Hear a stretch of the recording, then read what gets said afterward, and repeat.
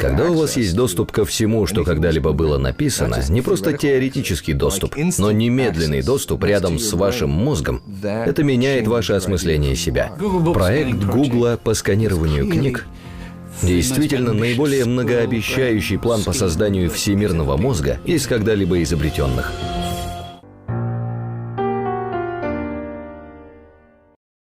Well, my film is about Google's book scanning project. Google's plan to scan every single book in the world and create a universal digital library. And the idea of creating this universal library goes back thousands of years, in a way, to the Library of Alexandria, one place where all human knowledge would be collected. And man has dreamt about this for centuries, but it's only really been made possible by the internet. So I explore the first attempt to make this ancient fantasy into a reality. Никто не мог сравниться с нашим проектом просто потому, что никто не вложил в это необходимые ресурсы. Если проект Google Books будет успешным, другие последуют за ним. The problem with Google's book scanning project is that they scanned millions of books that were in copyright without asking the permission of the publishers or the authors. And that, you know, is a legal issue. Publishers objected, authors objected. Google defended what they did under the principle of a law that they have in America, quite similar to other laws in Europe, called fair use. Saying, well, it's okay, we're just providing an index.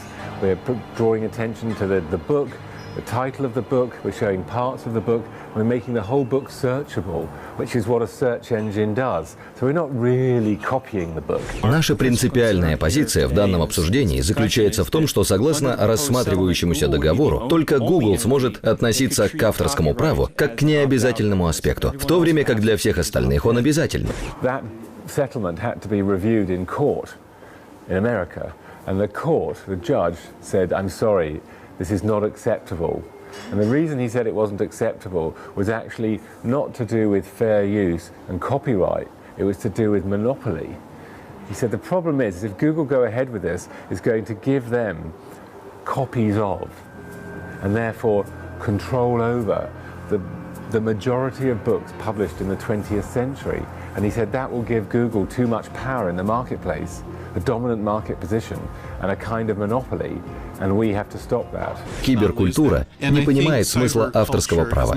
Это прецедент. Весь интернет станет инструментом для стяжания власти, и это будет катастрофой. We know much more about the world today than we used to, thanks to the internet.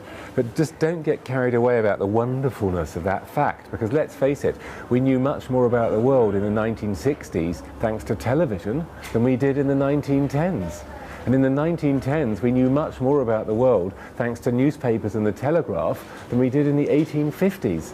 So my message to you is, don't think that technology is a panacea, a miracle cure that's going to solve our problems. Don't think that technology improves the world. It's just a convenience. People improve the world through their thoughts and their actions. Для создания всемирного мозга нужен дальнейший компонент. То, каким образом это будет использоваться для достижения конечных целей цивилизации.